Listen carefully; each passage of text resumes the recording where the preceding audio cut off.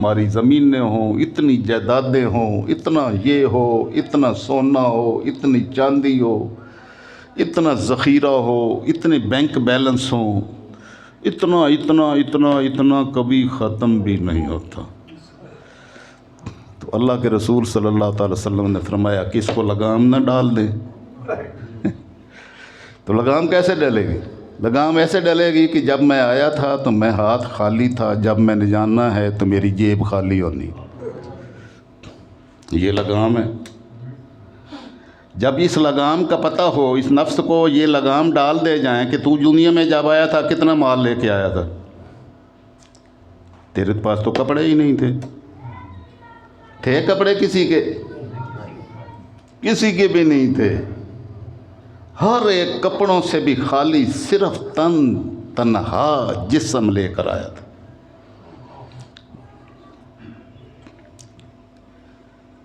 گفتگو کر سکتا تھا؟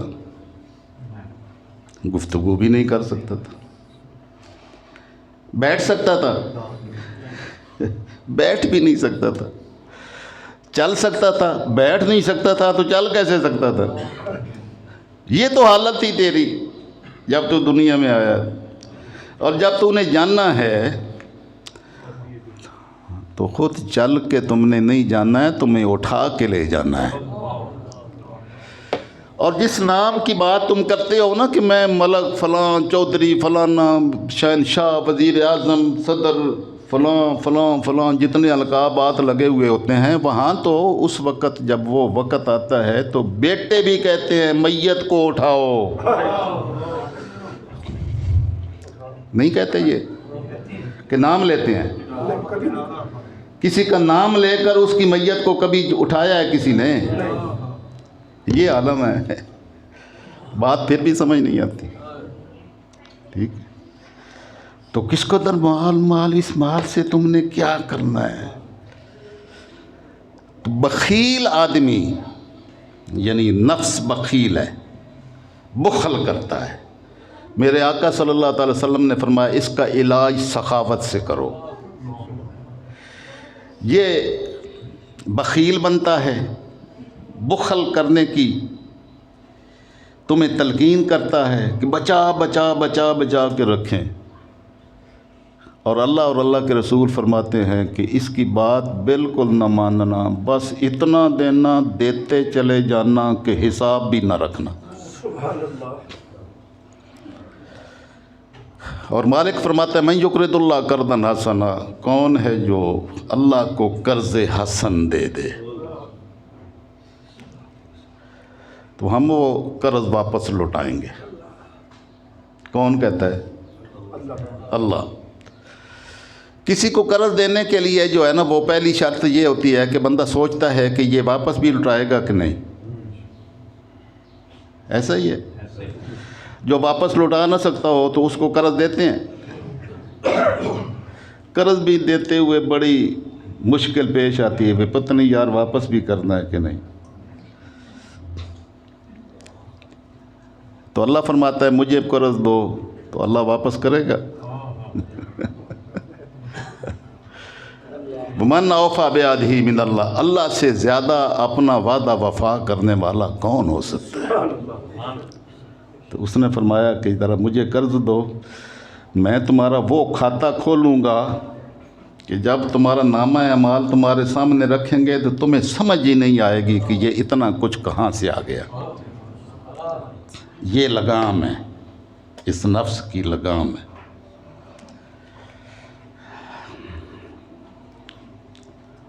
اللہ رب العزت نے اس نفس کو لگام ڈالنے کے لیے مومنین کو ارشاد فرمایا والذین یکنزون الذھب والفضة۔ اب یہ پیچھے پادری لوگ، احبار، اہل کتاب کے لوگوں کو لوٹتے تھے اور لوگوں کو لوٹنے کے اپنے ذرائع بناتے تھے۔ جنہوں نے دین کی خدمت کا کام کرنا ہوتا ہے، اگر وہی لٹیرے بن جائیں تو باقی لوگوں کا کیا عالم ہوگا۔ وہ پادری لٹیرے جو ہیں وہ ابار علماء اللہ کے احکامات کو جو ان کی تورات و زبور میں تھے ان کو اپنی مرضی سے بدل دیتے اور ٹکٹ جنت کے بانٹتے تھے لوگوں سے پیسے لے کر۔ آج بھی اس امت میں علماء موجود ہیں جو جنت کے ٹکٹ بانٹنے کے لیے امراء کے دروازوں پر پڑے ہوتے ہیں۔ کوئی کسی کے ساتھ پتہ ہے سب کچھ بھائی میں کیا کر رہا ہوں، لیکن اس کے باوجود فتوے دیتے ہیں، فتوے بیچتے ہیں، دین بیچتے ہیں۔ یہی کام اہل کتاب کے یہود و نصارہ کے پادری علماء کرتے تھے، لیکن مالک الملک نے ان کے اس کردار کو بیان کرنے کے بعد اسی آیت کا، یہ آیت مبارکہ جو ہے سورہ توبہ کی 34 نمبر آیت ہے جو میں نے ابھی تلاوت کی تھی، اس کے ذریعے سے یہ بات آپ کو سمجھانے کی میں نے یہ کوشش میں کر رہا ہوں، اسی پر گفتگو آج مکمل ہوگی۔ تو اللہ رب العزت نے ارشاد فرمایا کہ نفس انسانی بخیل ہے، یہ شیطنت کے راستے پر انسان کو چلانے کے لیے ہمہ وقت کوشش کرتا ہے کہ تو اگر تم نے خرچ کر دیا تو تیرے بال بچے بھوکے مر جائیں گے، بال بچوں کا کیا ہوگا؟ یہی وسوسے ڈال ڈال کے بنا کے رکھیں والدین اپنی اولاد کے لیے، انجینئر بنا دیں، مال آئے گا، دولت آئے گی، تو وہ دیکھ لیں گے، ہر کوئی دیکھ لے گا کہ آگے جو کچھ بھیجا تھا وہ تو ایک ذرہ بھی اس سے مس نہیں ہوگا نامہ اعمال میں۔ وَمَن يَعْمَلْ مِثْقَالَ ذَرَّةٍ خَيْرًا يَرَهُ، جو ایک خیر کا ذرہ برابر بھی کام کرے گا وہ اپنے نامہ اعمال میں دیکھ لے گا۔ کمپیوٹرائز، اتنا بڑا کمپیوٹرائز سسٹم ہے مالک کا، یہاں اب دنیا میں انسان جہاں تک پہنچ گیا کہ وہ کارڈ ڈالتے ہیں تو ساری زندگی کے تمام اعمال و افعال جو اس نے کیے ہوتے ہیں پورا ریکارڈ آ جاتا ہے کہ نہیں؟ یہ باہر کی دنیا میں، یہاں تو ابھی نہیں آتا، باہر کی دنیا میں جائیں تو بس آپ کا کارڈ جو ہے وہ صرف دینے سے وہ سارا کھاتا کھل جاتا ہے۔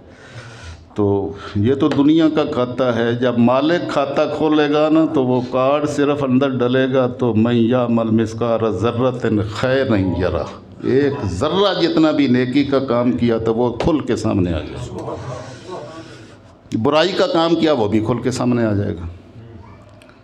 تو مالک الملک نے یہ پہلے آگاہ کر دیا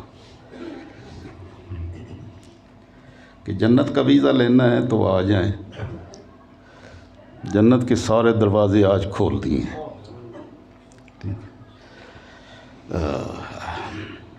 لیکن لوگ، انسان کو پتہ ہوتا ہے غلط ہے، پتہ ہوتا ہے کہ یہ رمضان کی ساعتیں آئی ہیں، ہمارے بھائی بے شمار ایسے ہیں جن کے پاس وسائل اور سورسز نہیں ہیں، میں ان کے لیے کھانے کا انتظام کروں، لیکن شاید کافر کوئی ہو تو وہ مسلمانوں کے روزے کا حیا کر لے، مسلمان تو حیا کرنے کے لیے تیار ہی نہیں ہے۔ وہی چیز جو رمضان سے ایک دن پہلے تک 200 میں تھی اب 400 ہو گئی ہے، ایسا ہی ہے۔ یورپ میں ان کی عید آتی ہے 25 دسمبر کو، میں باہر رہا، میرے اب بیٹا بھی ادھر ہی ہے، میرے دوست احباب ہیں، وہ وہاں سے وہ چیزیں بیچتے رہتے ہیں کہ عید کا موقع آیا ہے، تو کافروں نے اس رمضان مبارک کے داخل ہونے کے بعد سٹوروں پر قیمتیں آدھی کر دیں کہ مسلمانوں کا رمضان داخل ہوا ہے، کوئی اس سے محروم نہ رہے کہ اس کے پاس یہ چیز تھی نہیں، وہ قیمتیں عادی کرتے ہیں کافر، مسلمان ڈبل ٹرپل کرتا ہے۔ یہ مسلمانی کا معیار ہے، بس مسلمانوں میں زیادہ، تو کافر بھی شاید حیا کر جاتا ہے، لیکن مسلمان حیا نہیں کرتا. یہ ادھر سے ذخیرہ اندوزی کر کر کے پھر بھائی رمضان میں جا کے منافع کمائیں گے اور وہ سارے لوٹ لوٹ کے ایک ایک قطرہ خون کا نچوڑ کے عمرے پہ جائیں گے. اب ان کا آخری عشرہ جو ہے نا وہ حرمین شریفین میں گزرے گا. لعنت ہے ایسی سوچ پر. وہ کون سی حاضری ہے جس کو مالک الملک نے یہ صدق کے ساتھ اخلاص نیت کے ساتھ تمنا عطا فرما دی کہ باری تعالیٰ مجھے اپنے مقدس گھر کی زیارت اور اپنے محبوب کے در کی زیارت نصیب فرما دے. اللہ کی عزت کی قسم جس کو اخلاص نیت سے یہ نیت میسر آ جائے وہ حاضری دینے والوں میں شمار ہو جاتا ہے. وہ یہاں رہ کر بھی عمرے کے ثواب پا رہا ہوتا ہے. جس کو اللہ صدق کے ساتھ اخلاص نیت کے ساتھ یہ صرف نیت عطا فرما دے نا اور وہ صدق کے ساتھ ہو تو وہ وہاں سے غیر حاضر ہو کر بھی حاضر ہوتے ہیں اور کئی حاضر ہو کر بھی غیر حاضر ہوتے ہیں. کتنے لوگ ہیں جو حاضر ہو کر بھی غیر حاضر ہوتے ہیں اور کتنے لوگ ہیں جو غیر حاضر ہو کر بھی حاضر شمار کیے جاتے ہیں. ایک بزرگوں کو اونٹوں پر لدی ہوئی میتیں دکھائی گئی تو انہوں نے پوچھا یہ کون سی میتیں ہیں؟ تو ان کو بتایا گیا کہ یہ وہ میتیں ہیں جن کی تدفین جنت البقیع میں ہوئی تھی لیکن وہ اس جگہ کے قابل نہیں تھے. ان کو یہاں سے منتقل کیا جا رہا ہے. جو یہاں داخل ہونے کے اور مدفون ہونے کے متمنی تھے ان کو یہاں ادھر سے اٹھا کے لایا جا رہا ہے. یہ اخلاص نیت کی بات ہے. جس کو یہ اخلاص نصیب ہوتا ہے تو مالک الملک اس نیت کے مطابق عطا کرتا ہے. ابھی ہمارے بھائی ایک یہ عمرہ کے لیے جا رہے ہیں. مجھ سے تو جو بات بھی کوئی کرتا ہے عمرہ پہ جانے کے لیے تو میں ہر ایک کو صرف ایک ہی تلقین کرتا ہوں کہ وہاں پر جا رہے ہیں تو وہاں اپنے آپ کو حاضری والوں میں شامل کرنا ہے. حاضری والوں میں شامل ہونے کے لیے وہاں بوسہ دینا ضروری نہیں ہے. دور بیٹھا ہوا بھی ہاتھ کا اشارہ بھی کرے تو ہاتھ کے اشارے سے بوسے ہو جاتے ہیں.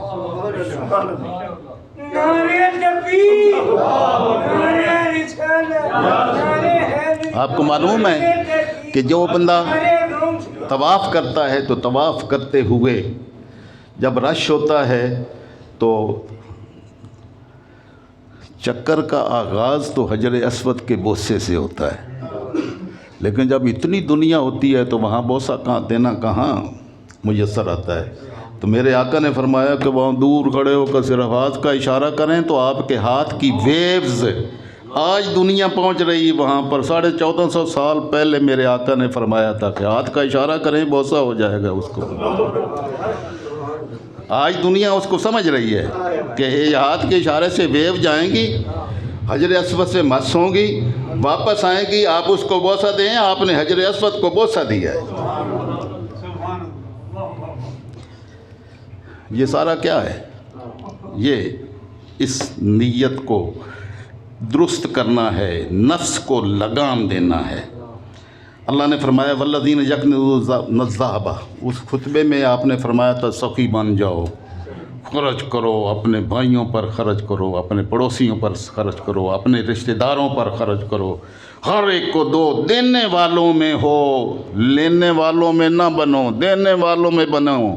الید العلیٰ خیر من الید السفلی. اوپر والا ہاتھ نیچے والے ہاتھ سے بہتر ہوتا ہے. دینے والوں میں ہو دینے والوں میں شامل ہو. آقا نے جن کی تربیت کی تھی وہ صحابہ کرام ایسے تھے کہ آقا نے فرمایا بھئی جنگ پہ جانا ہے صدقہ کرو. صحابی گھر گئے کچھ بھی نہیں ملا تو ایک بندے کے پاس مزدوری کے لیے چلے گئے، یہودی کے پاس، ساری رات ان کی باغ کو پانی دیا، صبح چند کھجوریں لے کے تو آقا علیہ السلام کی بارگاہ میں حاضر ہوئے، آدھی کھجوریں گھر رکھی، آدھی اس رات کی مزدوری لے کر آقا کی بارگاہ میں دینے کے لیے آ گئے۔ ٹھیک ہے، جو ہر وقت مانگتے پھرتے ہیں نا باہر، ان کو مت دیں۔ جو مانگنے کی استطاعت بھی نہیں رکھتے ان کو تلاش کریں، ان کو تلاش کریں۔ تو آقا علیہ الصلوۃ والسلام نے نگاہ نبوت سے دیکھا کہ میرا یہ غلام کس حیثیت سے آ رہا ہے۔ آقا علیہ السلام نے مال جمع کرنے والوں کو، صدقات جمع کرنے والوں کو حکم فرمایا کہ یہ چاندے کھجوریں لیں۔ میرے آقا اتنے خوش ہوئے کھجوریں دیکھ کے، فرمایا مسجد نبوی میں جتنے ڈھیر لگے ہوئے ہیں نا، یہ سارے ڈھیروں پر جا کر 2 کھجوریں رکھ دیں، اور ساتھ فرمایا کہ اللہ رب العزت ان کھجوروں کے صدقے میں باقی سارے لوگوں کے صدقات کو قبول فرما لے گا۔ تو اب یہ نفس انسانی یہ بخل ہے، بخل کی طرف مائل ہے، بخیل ہے، یہ جوڑ جوڑ کے رکھتا ہے۔ تو مالک نے ارشاد فرمایا والذین یکنزون الذھب، جو سونا چاندی والفضہ تھا جوڑ جوڑ کے جمع کر کر کے رکھتے ہیں، ولا ینفقون فی سبیل اللہ، اور اس کو اللہ کے راستے میں خرچ نہیں کرتے، فبشرہم بعذاب علیم، ان کو دردناک عذاب کی خوشخبری سنا دیں کہ دردناک عذاب تمہارا منتظر ہے۔ یوم یحمى علیہ فی نار جہنم، آگے دن آنے والا ہے، ہم آپ کو بنائیں گے، تمہیں لے آئیں گے، تمہارا مال بھی لے آئیں گے جو جوڑ جوڑ کے رکھا ہے نا، جمع جمع کر کر کے رکھا ہے، یہ ادھر پیچھے نہیں چھوڑ کے جائیں گے، تم تو چھوڑ آئے ہو، ہم اس کو بھی ساتھ لے کے آئیں گے۔ کریں گے کیا؟ مالک فرماتا ہے کہ جیسے سنارا بھٹی میں سونا ڈال کے تو اس کو پگھلا نہیں دیتا ہے، پگھلاتا ہے، پگھلا کے اس کو نئی شکل دیتا ہے۔ سونا ہو، چاندی ہو، لوہا ہو، کوئی بھی دھات ہو، جب اس کو آگ میں گرم کیا جائے تو سرخ نہیں ہو جاتا ہے۔ اب اس گرم دھات کو، گرم لوہے کو، گرم سونے کو، گرم چاندی کو کوئی جسم برداشت کر سکتا ہے؟ اگر کسی کے اوپر انڈیل دیا جائے تو برداشت کر سکتا ہے؟ اب ہم قرآن کو مانتے ہیں، قرآن کی یہ آیت بھی تو سن لیں۔ مالک نے فرمایا یوم، وہ دن آ رہا ہے، یحمى علیہ فی نار جہنم، ہم وہ جو تم نے سونے چاندی جمع کر کر کے رکھے تھے نا، وہ تیری ہرس ختم ہی نہیں ہوتی تھی، بخل تیرا تمہیں ادھر اتنا لے جاتا تھا، کوئی شے تمہارے پاس کہیں خرچ کرنے کے لیے دھیلا تمہیں اپنا نفس نہیں دینے دیتا تھا، اس سارے کو ہم لے آئیں گے، جہنم کی آگ میں تپائیں گے، جب خوب سرخ لال ہو جائے گا، فَتُقْوَى بِهَا جِبَاهُهُمْ، وہ اٹھا کے تیری پیشانیوں کو داغا جائے گا۔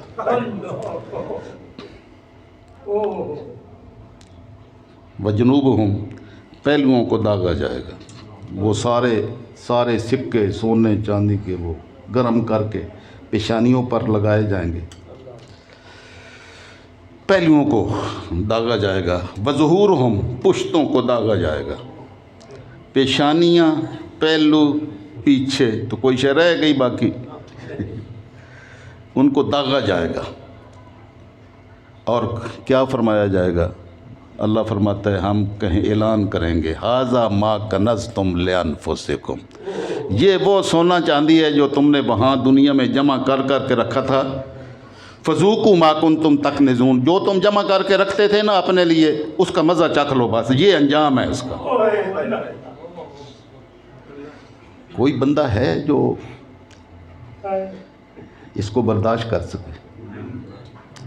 اللہ فرماتا ہے کہ ہم یہ ایک مرتبہ نہیں کریں گے، بلکہ جب وہ ٹھنڈا ہو جائے گا تو پھر اس کو لٹایا جائے گا دوزخ کی آگ میں، پھر گرم کیا جائے گا، پھر گرم کر کے پھر یہی عمل ہوگا، جب ٹھنڈا ہو جائے گا پھر گرم کیا جائے گا، یہ سلسلہ ہمیشہ چلتا ہی رہے گا کہ چکھو اس کا مزہ جو دنیا میں تم نے جمع کر کر کے رکھا تھا۔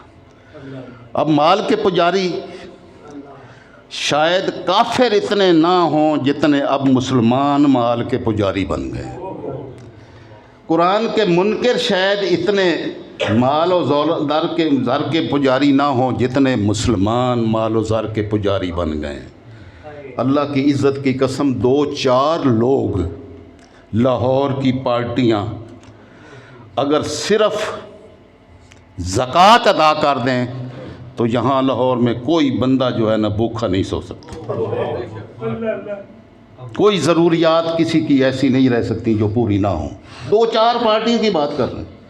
میرے آقا صلی اللہ علیہ وسلم نے فرمایا کہ جو شخص اپنے مال کی صرف زکوٰۃ دے دیتا ہے وہ اس کنز کے دائرے سے نکل جاتا ہے، وہ کنز میں شامل نہیں ہوتا، مال پاک ہو جاتا ہے۔ زکوٰۃ دینے سے مال پاک ہوتا ہے، روزہ رکھنے سے جسم پاک ہوتا ہے اور روح پاک ہوتی ہے۔ روزہ رکھنے کے لیے روزہ رکھنے کا حکم کیوں دیا؟ اس لیے دیا کہ تمہارا جسم، تمہاری روح، تمہارا دل پاک صاف ہو جائے اور تمہارا مال پاک کب ہوگا؟ جب تم زکوٰۃ ادا کرو گے۔ آقا علیہ السلام کی خدمت اب لوگ کہتے ہیں جی وہ فلاں نے کوئی فتویٰ دیا تھا بھئی یہ سونے چاندی کے زیورات پر جو ہے نا وہ زکوٰۃ نہیں ہے، وہ بڑی اچھی لگتی ہے۔ کہتے ہیں جو پہننے والا جو سونا ہے نا اس پر زکوٰۃ نہیں ہوتی۔ آقا علیہ السلام کی خدمت میں ایک عورت حاضر ہوئی، ان کے ساتھ ایک بچی تھی۔ بچی نے موٹے کنگن پہنے ہوئے تھے، اسواران غلیظتان، موٹے سونے کے بنے ہوئے۔ آقا علیہ السلام نے فرمایا تو ادین الزکوٰۃ، کیا ان کنگنوں کی زکوٰۃ دیتی ہو؟ عرض کی یا رسول اللہ نہیں۔ فرمایا کیا تم پسند کرتی ہو کہ قیامت کے دن انگاروں کے کنگن بنا کر تمہیں پہنائے جائیں؟ عرض کی کون یہ برداشت کر سکتا ہے؟ فرمایا اس کی اگر زکوٰۃ نہیں دیتی ہو تو یہ آگ کے کنگن ہیں جو تمہیں قیامت کو پہنائے جائیں گے۔ اب وہ جو اس کا سہارا لیتے ہیں جو وہ پہنا ہوا ہو تو وہ کنگن پہنے ہوئے ہی تو تھے کہ گھر میں رکھے ہوئے تھے، انہوں نے پڑھیا نہیں۔ کنگن پہنے ہوئے تھے تو میرے آقا نے اس کا فرمایا تھا تو عذر ہی ختم ہو گیا کہ جو پہننے ہوا زیور ہے اس پر زکوٰۃ نہیں ہے، پہنے ہوئے پر ہی تو ارشاد فرمایا ہے، گھر میں رکھے ہوئے ایک بارے میں تو ارشاد فرمایا ہی نہیں ہے۔ تو یہ سارا من کی نفس کی کثافتیں ہیں جو ہیلے بہانے کر کے وہ باتیں بڑی اچھی کر کے پیش کرتا ہے۔ تو یہ اللہ رب العزت چونکہ سونا اور چاندی کھانے کی چیز نہیں ہے، کھانا فراہم کرنے کے ذرائع ہیں، کھانے کے لیے نہیں ہوتا ہے۔ جب وہ بغداد کا سقوط ہوا تو وہاں اس وقت کے وہ لوگ یہ سونا چاندی جمع کرتے تھے، تو انہوں نے وہ ان کو جب پکڑا تو پکڑ کے تو اس کو اپنی دربار میں پیش کیا، تو اس کو کہا ہیرے جواہرات اکٹھے کر کے تو اس کے آگے رکھی بھی کھاؤ۔ اس نے کہا بھئی یہ کوئی کھانے کی چیز ہے؟ تو اس نے کہا کہ اگر یہ کھانے کی چیز نہیں تھی تو یہ جمع نہ کرتے ہوتے تو آج بغداد سقوط نہ ہوتا۔ اگر اس سے تم نے اسلام کی حفاظت کے لیے ہتھیار خریدے ہوتے اور یہ مال و زر جمع نہ کیا ہوتا تو آج ہمارا قبضہ نہ ہوتا، تم قابض ہوتے۔ تم نے اب ہمارے حکمرانوں کا سارا یہی تو عالم ہے کہ بس مال و زر اکٹھا کر کے وہ اندر رجتا ہی نہیں ہے، بھرتا ہی نہیں ہے۔ بس اس نہ بھرنے کی وجہ سے، وگرنہ مال و دولت تو اس وقت مسلمانوں پہ پاس کم تو کوئی نہیں ہے، وہ ادھر تو اربوں ڈالر دیتے ہیں، رکھے ہوئے ابھی کافروں کے پاس ہے۔ ہمارے مسلمانوں کا عالم یہ ہے کہ ادھر سے لوٹ کے جو لے جاتے ہیں وہ رکھتے کافروں کے پاس ہے۔ تو یہ عالم ہے، دولت کم نہیں ہے، اسباب و ذرائع کم نہیں ہے۔ اسباب و ذرائع کا تو یہ عالم ہے کہ مالک فرماتا ہے تم ایک دانہ میں زمین میں بو کے دیکھو، ہم اس کو 700 دانے بناتے کیسے ہیں۔ لیکن ہم مسلمان ہو کر بھی ہمارا یقین ہی نہیں ہے، قرآن پر یقین نہیں ہے، اللہ کے ارشاد پر یقین نہیں ہے، اللہ کے رسول کے ارشاد پر یقین نہیں ہے۔ تو جب یہ عالم ہو تو انجام بھی یہی ہونا ہے۔ مالک نے رمضان کا روزہ فرض کیا اس نفس کی اصلاح کے لیے۔ رات کو کھڑا ہو کر کے اس کو لگام ڈال کے کھڑا کریں کہ میں تمہیں قرآن سننے پر مجبور کروں گا، تمہیں سننا پڑے گا، یہی لگام ہے۔ اللہ رب العزت رمضان المبارک کے فوائد کو حاصل کرنے کی توفیق و سعادت عطا فرمائے۔ وما علینا الا البلاغ۔